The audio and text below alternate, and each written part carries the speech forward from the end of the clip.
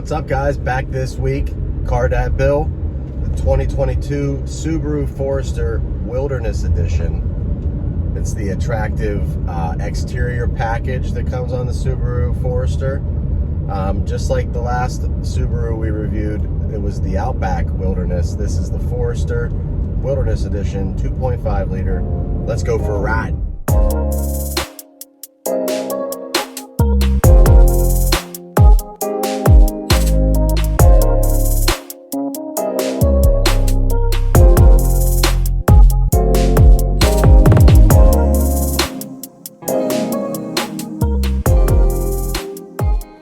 All right, guys, we're outside the wilderness, the Subaru Wilderness, and it's cold. It snowed last night, so we're gonna make this one a quick one on the outside. And it's pretty obvious the differences from the standard Forester to the Wilderness package. We have some badging here, we have some ground effects, we have some new wheels, we have some color, different accented color roof racking. The 22 front end looks different than the previous model years as well. And look at those awesome LED fog lights. Yes, very nice. Lots of plastic on the outside of this, and I'm not really sure I'm a fan of it, but in the middle here you have like a matte black centerpiece that goes all the way up. I do like the green color. The Forester's a nice vehicle. It has good shape. Definitely symmetrical, athletic,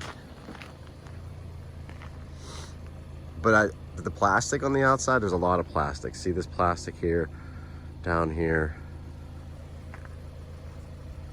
on the sides. I'm not sure I'm a big fan of that, but it doesn't look terrible, and it has some texture to it. Let's jump inside. All right, guys, inside warming up. Let's start it up.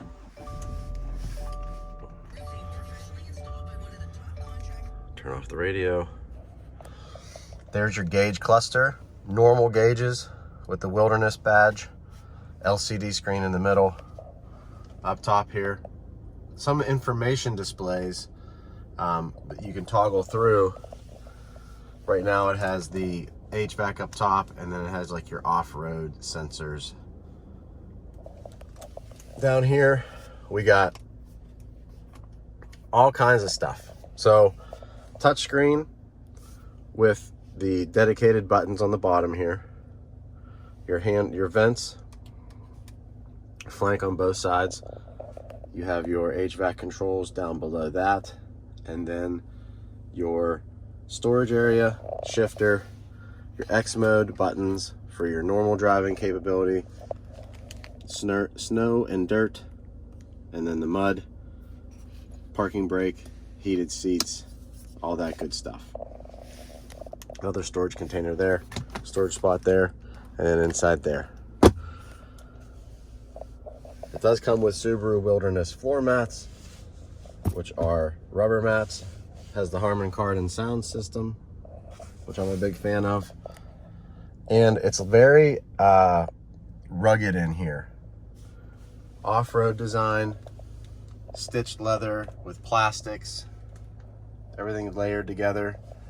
Love the imprinted Wilderness logo on the seats. That's really sharp. Backseat area. But overall, not a bad looking interior. I like the accents. But it's basically a Subaru Forester with the Wilderness package added on top of it. Let's jump in the back and the trunk. Back seat space, pretty good, pretty plentiful. Static seat belts so the kids can jump in there and buckle up. Not bad. And I like the material in here. It's a cleanable, wipeable, waterproof material. Gotta love that. Pop the hatch. Good size hatch. Good size storage area. Speaker. Seat folding. Then Then you have your little guard to cover up what you got in here. Overall, not a bad SUV. Let's go for a ride. All right, guys, inside the car, got the Monroney from the manufacturer. It's really not the specific Monroney I normally get with cars. Subaru gives us like a information sheet. This one is the 22 Forester Wilderness. The MSRP on this is $36,515, which I don't think is horrible. And there's not a whole lot of option upgrades. It's just you buy the Wilderness Edition in the autumn green metallic that this one's in. You get everything that you would normally get. Now, this one has a 2.5 liter 4-cylinder boxer, 182 horsepower, 176 pound-feet of torque. It's averaging 25 miles per gallon city. They say 26 combined. That means, let me double check that. I'm actually getting a little bit better than that. I'm getting about 24. This is the newest model for the Subaru Wilderness lineup. It has upgraded suspension, CVT transmission, front view monitor. The Yokohama tires that you saw in the intro are added to this model for that. Dual function X mode for increased capability.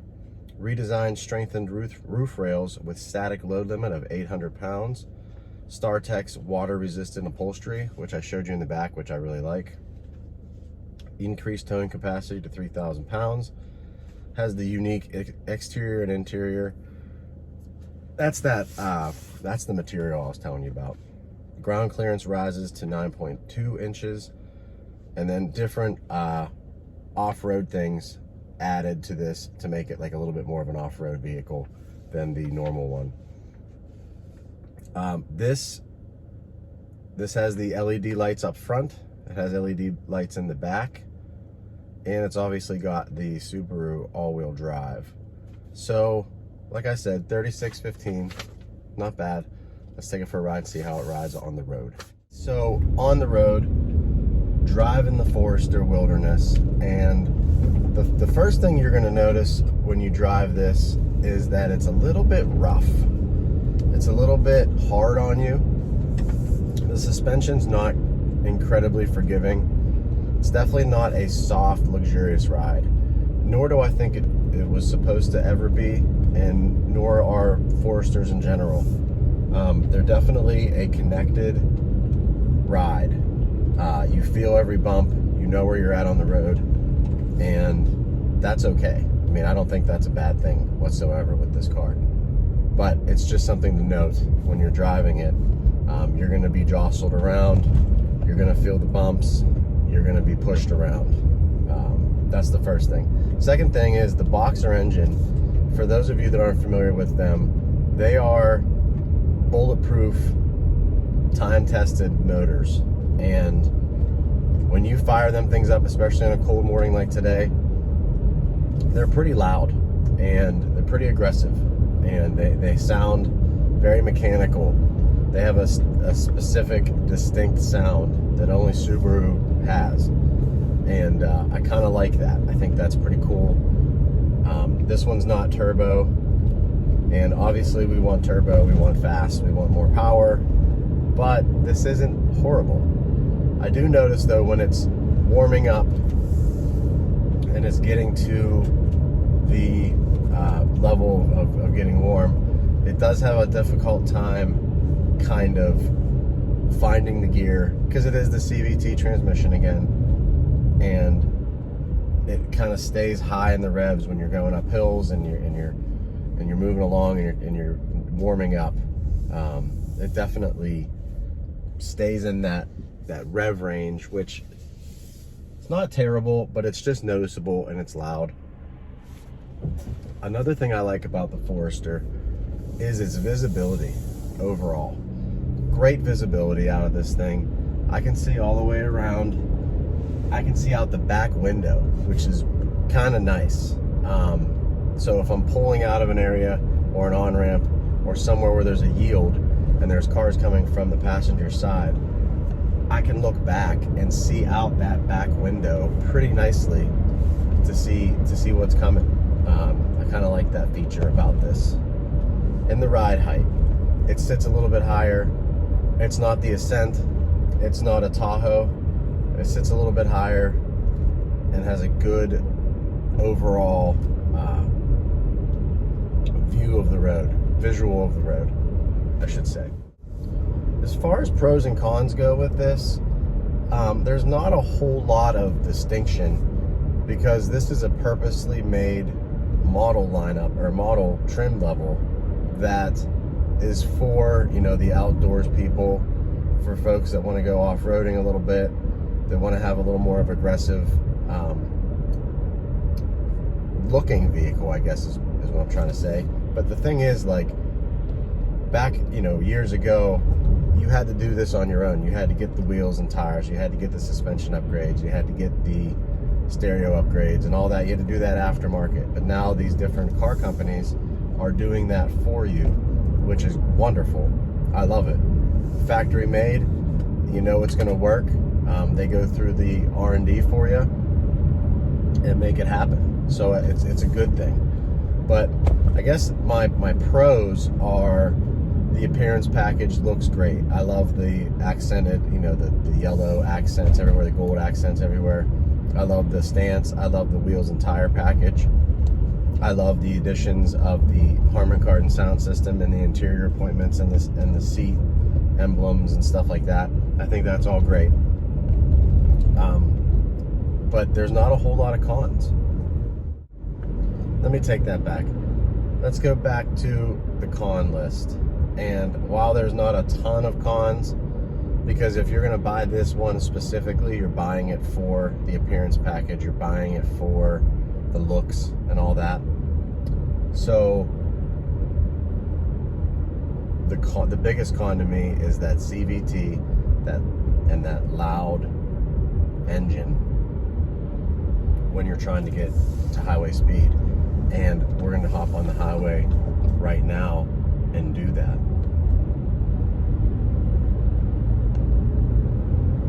And I don't know that you're even going to be able to hear it, so it might not even be that much of a con at the end of the day.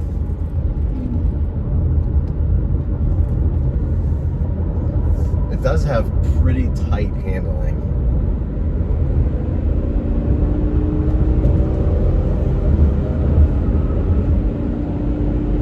I don't know if you can hear that, but there's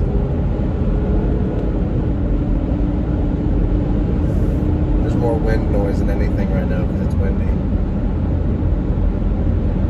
And since the motor's warmed up and everything's operating, you know, normally, the RPMs drop down pretty quickly at highway speed, and you're able to cruise along.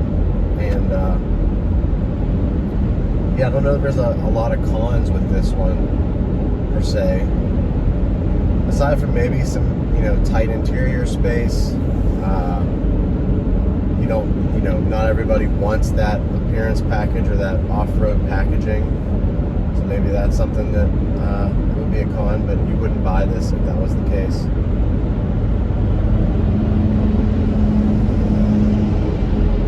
There goes an old school Ford Excursion. Big boy. But that's my review for this week on the Wilderness. It's a nice looking SUV. I like the addition of the package. It doesn't functionally change the Forester whatsoever from what it was before and what it is now. The 22 model year has the upgraded front end and rear end, the appearance.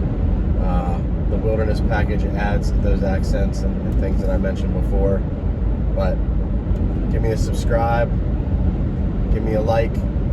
I appreciate you guys watching. Real cars for real people for real life. This is Car Dad Bill signing off this week. Talk to you next time.